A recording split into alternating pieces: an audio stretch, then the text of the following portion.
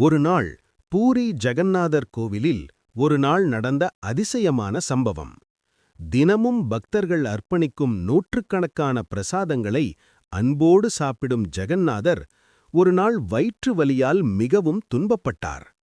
அதைப் போக்க சுவாமி தனது பக்தையான ஒரு மூதாட்டியின் கனவில் தோன்றி, "அம்மா, வேப்பிலை ரசம் கொடு" என்று அருளினார். அவள் பக்தியுடன் தயாரித்த அந்த ரசத்தை கோவிலுக்கு எடுத்துச் சென்றபோது அர்ச்சகர்கள் அதை ஏற்றுக்கொள்ளாமல் அவளை துரத்திவிட்டனர். அன்று இரவில் ஜெகந்நாதர் அரசனின் கனவில் தோன்றி தன்னுடைய தாய்க்கு ஏற்பட்ட அவமானத்தை கூறினார். உடனே அரசன் அந்த மூதாட்டியை அழைத்து வேப்பிலை ரசத்தை ஜெகந்நாதருக்கு அர்ப்பணிக்க வைத்தார்.